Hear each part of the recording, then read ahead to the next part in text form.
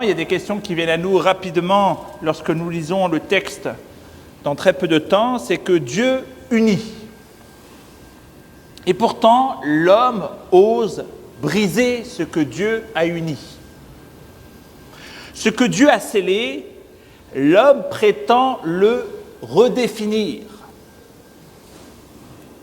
À l'heure où divorcer est aussi facile que signer un papier, et où le mensonge est devenu un art quotidien, Jésus nous parle. Ces paroles tranchantes comme une épée n'ont rien de doux pour nous cet après-midi. Elles vont dévoiler, elles vont dénoncer et même nous déranger. Jésus ne va pas chercher à nous flatter, mais à nous réveiller, à briser nos illusions de justice, à réveiller le cœur que nous cachons derrière nos masques religieux. Lisons les Saintes Écritures en Matthieu chapitre 5, versets 30 à 37. Je vous invite à vous lever.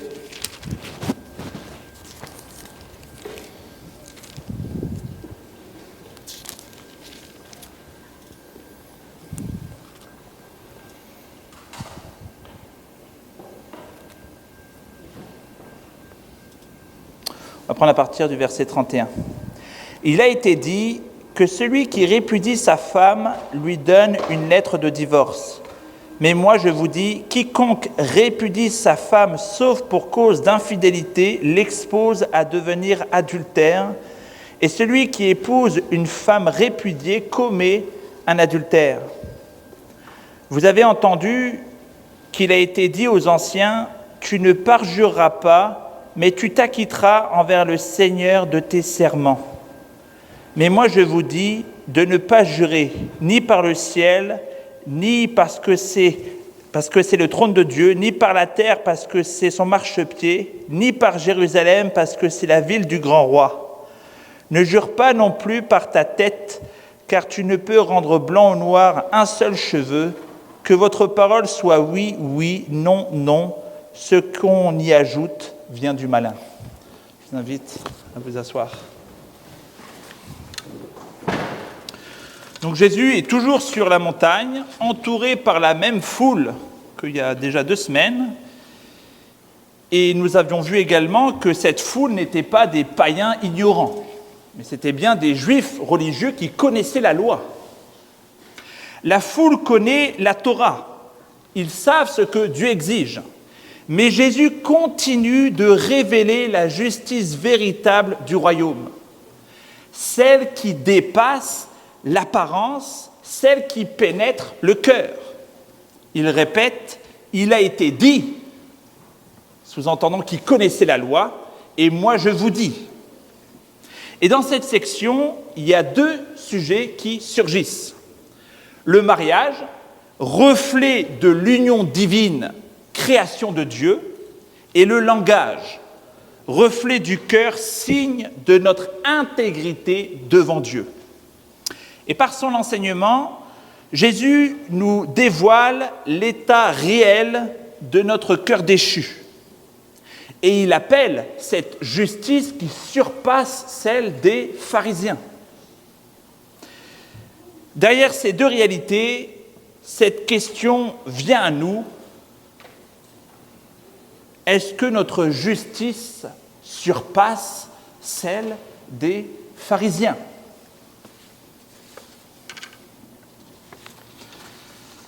Le mariage n'est pas une idée sortie du cœur des hommes. C'est Dieu qui crée le mariage. Et dès les origines, face à la solitude de l'homme, Dieu déclare solennellement « Il n'est pas bon que l'homme soit seul ». Le mariage est donc une réponse divine à la faiblesse humaine, de l'isolement, de la solitude. Il y place une structure de soutien. Alors de ses mains divines, il va façonner Ève, l'alliée parfaite d'Adam. Et à cet instant, Dieu unit 2 êtres distincts en une réalité nouvelle, mystérieuse et profonde.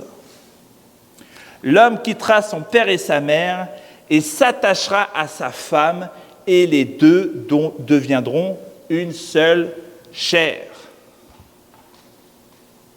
Cette vérité primordiale, Jésus la reprend avec force dans Matthieu 19 lorsqu'il enseigne que l'homme donc ne sépare pas ce que Dieu a uni.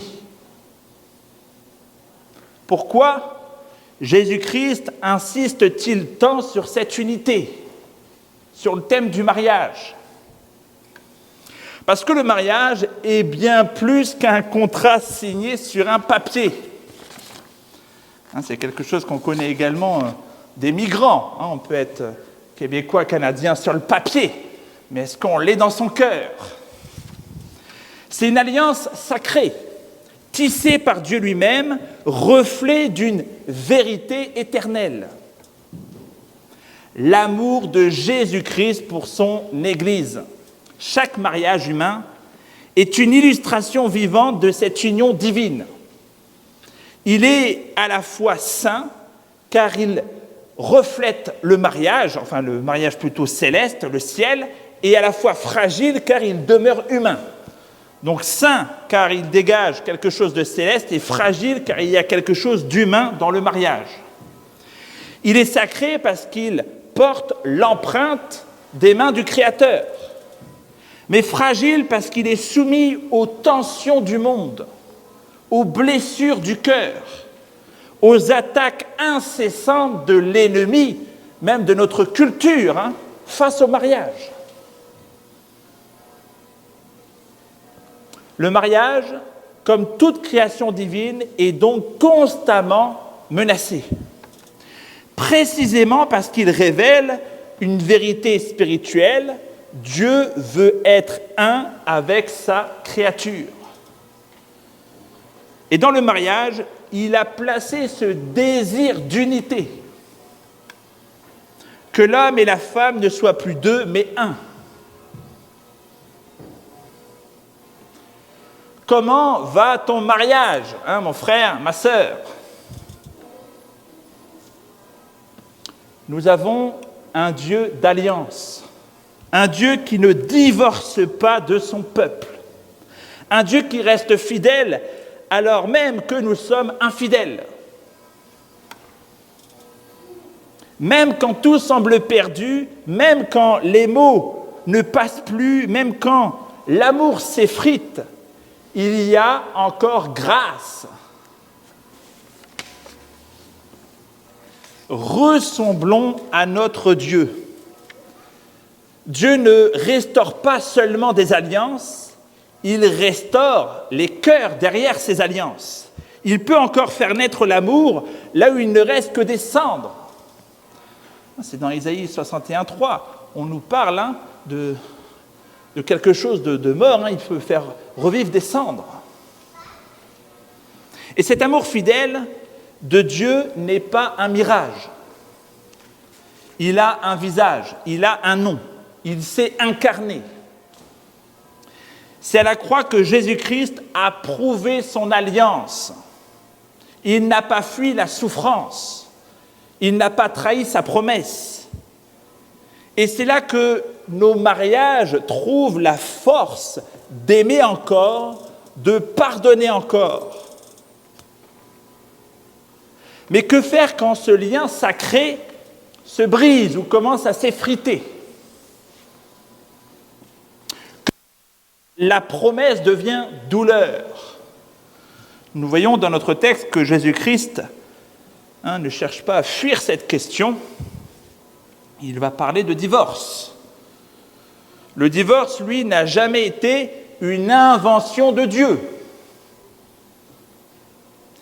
Il n'a pas inscrit dans son projet original le divorce. Dieu ne l'a jamais désiré. Mais il l'a toléré comme une concession douloureuse face à la dureté du cœur de l'homme. Et Jésus-Christ l'explique clairement plutôt à ceux qui cherchaient à légitimer leur propre rupture conjugale. Des fois, l'homme est un génie pour trouver toutes sortes d'excuses pour s'échapper à sa responsabilité.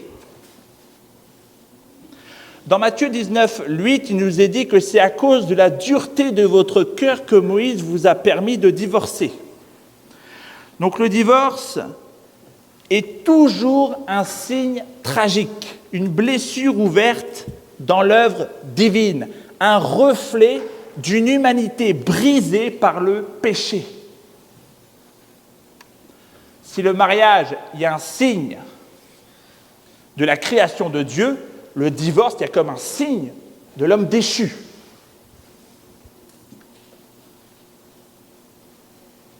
Jésus-Christ ne légitime qu'une seule exception, la pornia.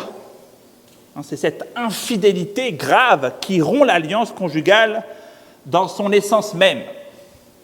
L'apôtre Paul évoque une autre circonstance douloureuse, l'abandon par un conjoint incroyant, laissant le croyant délié, nous dit 1 Corinthiens 7, 12 à 15.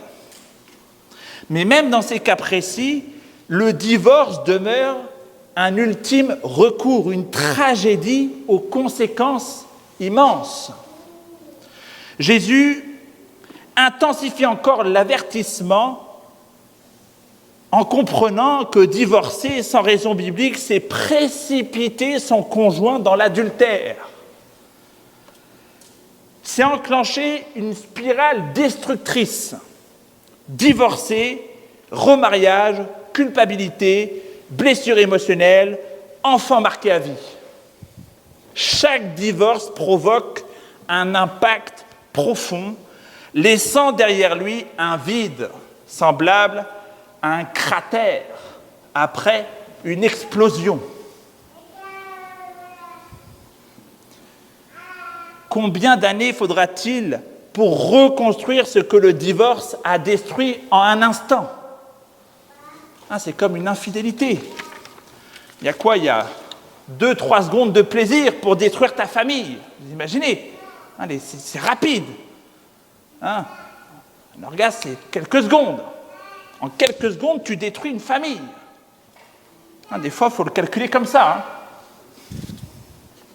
Combien de temps pour guérir un cœur déchiré ? Réparer une famille brisée ? Restaurer une confiance qui est perdue ? Car c'est ça, en réalité, l'enjeu. C'est pourquoi Jésus-Christ ne prononce pas ses paroles avec légèreté, mais avec une forme de gravité. Oui, le divorce est parfois inévitable, mais toujours douloureux. Et c'est précisément pour cela que Jésus en appelle à la protection du mariage.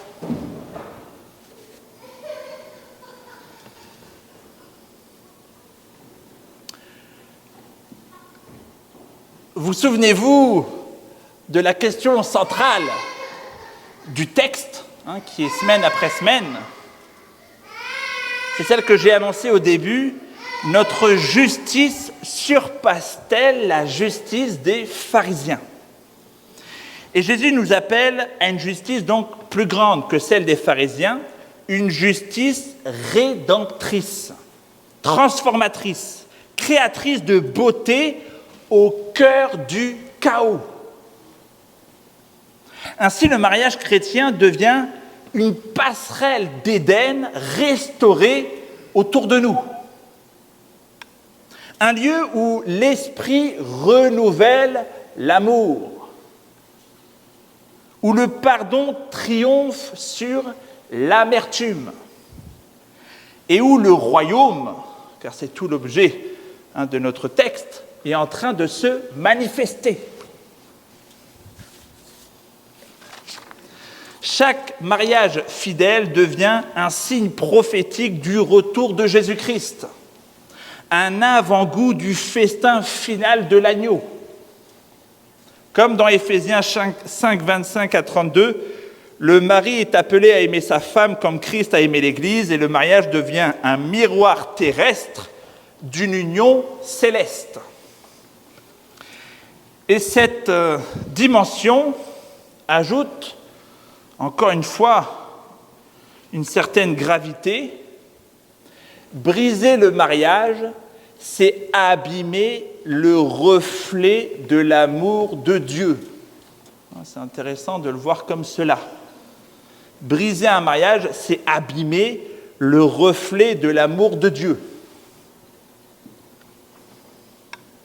Et donc après avoir montré tout ce thème de l'infidélité conjugale, Jésus-Christ va ensuite montrer une racine invisible de toute trahison. La parole corrompue. Car toute infidélité commence par un oui qui ne voulait pas vraiment dire oui. À l'époque de Jésus-Christ, certains rabbins jouaient sur les mots pour contourner la vérité. Donc ils disaient par exemple, si tu jures par Jérusalem, merci, ce n'est pas grave. Mais si tu jures en direction de Jérusalem, là, tu dois dire la vérité. Vous comprenez un peu dans quoi on s'embarque. Donc, tu ne jures pas par Jérusalem, et par contre, surtout, ne jure pas en direction de Jérusalem. Ils créent des règles absurdes pour mentir sans être coupables. Leur but, éviter Dieu, tout en gardant une apparence religieuse. Mais Jésus dit, ne jurez pas du tout.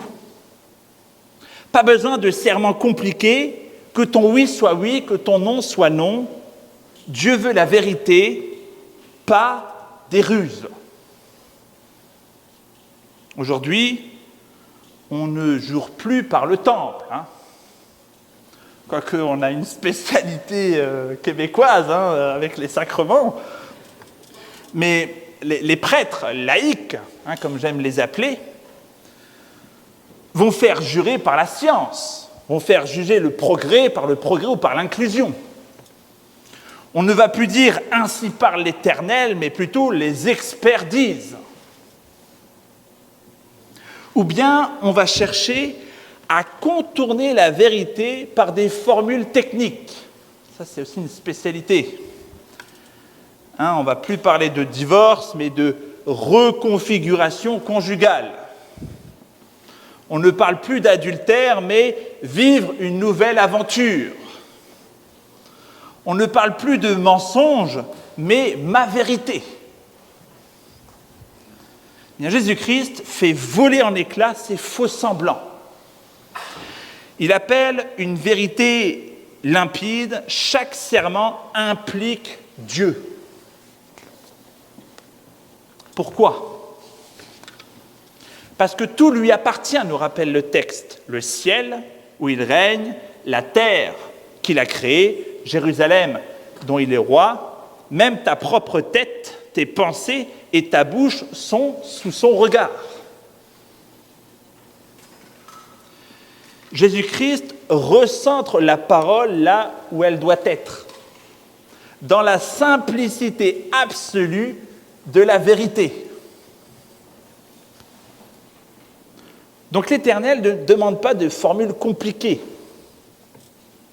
Une parole fiable, cohérente avec ton cœur. Jésus dit clairement que ton oui soit oui, que ton non soit non. Donc il ne veut pas de bluff, pas de promesses creuses, pas de besoin de « je te jure » pour renforcer cette parole. D'ailleurs, c'est un phénomène qu'on ne voit pas dans cette expression un petit peu là du temps de Jésus-Christ, mais c'est vrai que chez les musulmans, c'est quelque chose qu'on aperçoit très vite quand ils vont dire de manière très très naturelle « Wallah » sur la Mecque, etc. C'est vraiment ça. Ça ressemble beaucoup plus à cette manière dont les Juifs également juraient pour tout et pour rien. Même des fois, des musulmans reprennent d'autres musulmans parce que ça les tanne de dire « arrête de dire tout le temps Wallah » et arrête de toujours jurer sur la Mecque parce qu'ils font ça de manière insensée, mais de manière absurde. Donc, Jésus-Christ ne condamne pas juste le mensonge. Il condamne tout ce qui trouble la vérité à travers cette petite ruse. L'ambiguïté qui est voulue, quand ce n'est pas clair. La formule qui protège, ou la parole qui cache. Le monde joue avec les mots. Jésus, lui, parle vrai et il veut qu'on fasse comme lui. Mais certains vont avoir toutes sortes d'objections. Et ces objections nous amènent à réfléchir. Voyons la première. Donc, la première objection, ça serait, Jésus dit, ne jurez pas du tout, donc tout serment est interdit. Donc ça, c'est la position des anabaptistes, par exemple. Les anabaptistes, à la base, pourquoi ils ne voulaient pas rentrer dans l'armée ou ils ne voulaient pas avoir de fonction à haut degré, c'est parce qu'ils ne voulaient pas faire de serment. Donc Jésus ne condamne pas le serment fidèle. Mais là, il vise vraiment le serment qui est hypocrite, cette ruse dont je vous parlais. Donc, il rejette les promesses manipulatrices, les « je te jure » pour camoufler le mensonge. Car Jésus-Christ lui-même, Dieu lui-même, vont jurer. Dieu va jurer dans le psaume 110, verset 4. Paul aussi, il va avoir des formules de serment dans Galates 1,20. Et Jésus-Christ, quand il sera sur serment devant le Sanhédrin, va également jurer. Donc, le problème, ce n'est pas le serment en lui-même, le problème, c'est le serment qui manipule. Ce que Dieu interdit, ce n'est pas l'engagement public, mais le faux semblant. Ce qu'il veut, c'est une parole simple, vraie, droite, un oui qui tient et un non qui résiste. La deuxième objection qui viendrait rapidement à nous, ce n'est qu'un mot. Ce que je dis ne fait pas tant de mal que ça. Donc il faut comprendre que les mots ne sont jamais neutres. Dieu a créé le monde par sa parole. Et le diable a corrompu l'homme par des mots. La langue peut bénir ou détruire. Le mensonge peut tuer une confiance, briser un foyer, salir une vie. Ce que nous disons en tant que chrétiens façonne le monde autour de nous, pour le royaume ou pour le chaos. Mais c'est normal aujourd'hui, tout le monde esquive, exagère, etc. Mais justement, comme tout le monde le fait, nous chrétiens, nous ne le faisons pas.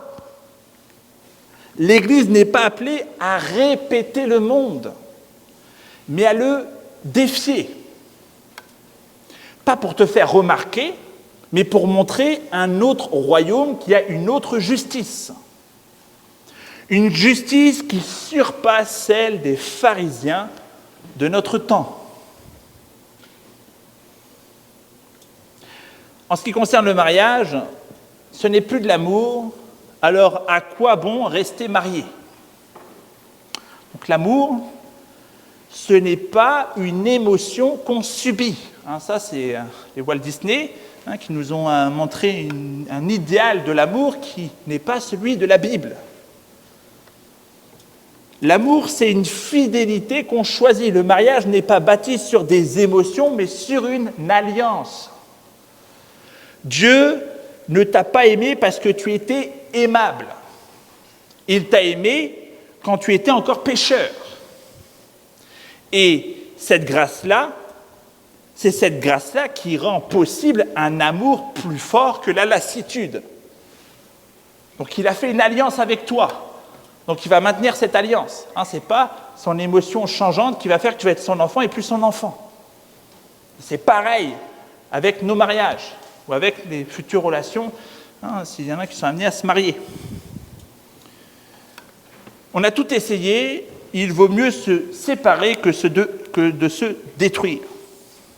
Parfois, il faut s'arrêter, oui, mais pourquoi pas pour mieux construire. Donc l'idée ici, ce n'est pas de fuir, mais Paul encourage même des fois des séparations temporaires, pour que tout le monde un peu souffle un peu là et un peu d'eau sur leur tête. Là, vous savez, des fois, on peut faire des décisions un peu stupides dans le chaud. Donc l'idée là, c'est prendre un peu de distance. Vous êtes toujours mariés, mais vous mettez un peu d'air, un peu de frais. Comme ça, on revient dans une meilleure disposition. Vous voyez ? Donc ton mariage peut passer par un moment de mort. On n'est pas en train de nier qu'il y a des moments difficiles dans le mariage, il y a des moments de mort. Mais comme nous sommes chrétiens, nous croyons que la résurrection a le dernier mot sur la mort. Dieu peut relever ce qui est tombé s'il trouve deux cœurs prêts à s'humilier. Enfin, il y a une objection que j'entends souvent, c'est que je dois être fidèle à moi-même avant d'être fidèle à quelqu'un d'autre. Ça, c'est la belle parole. Mais moi, j'ai envie de répondre, ce n'est pas toi que tu dois suivre, c'est Jésus-Christ. Donc, se suivre soi-même, c'est justement mener vers la chute. Se renier soi-même, c'est le début de la vraie liberté. Donc, Jésus n'a pas dit « suis-toi toi-même », mais « suis-moi ». Renonce à toi-même, prends ta croix et suis-moi.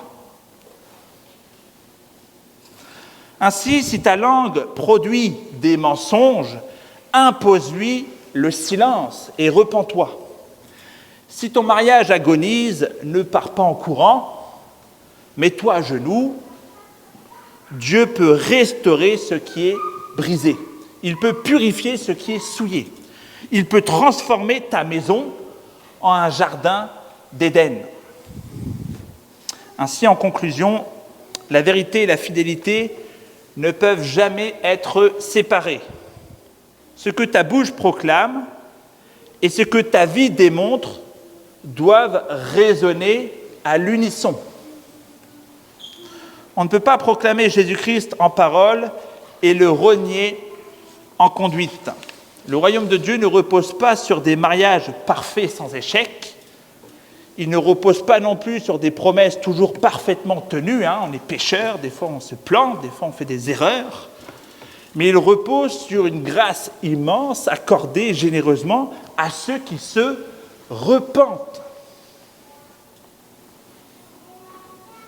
Et cette grâce, en conséquence de cette repentance, ne te laisse jamais inchangé, car elle est puissante, la parole de Dieu. Elle restaure un mariage blessé et lui rend une beauté perdue. Elle sanctifie notre bouche, la remplit de vérité et nous apprend à bénir plutôt qu'à tromper.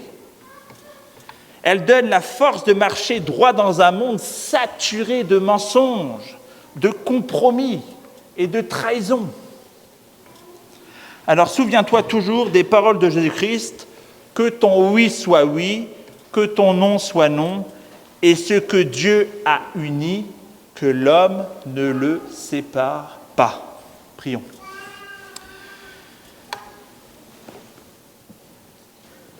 Seigneur, si mon cœur est divisé, unis-le. Si ma bouche est troublée, purifie-la. Mon amour est faible, embrase-le. Je suis infidèle, mais toi tu restes fidèle. Donne-moi de dire la vérité, d'aimer comme tu aimes, jusqu'au jour où l'époux reviendra. Amen.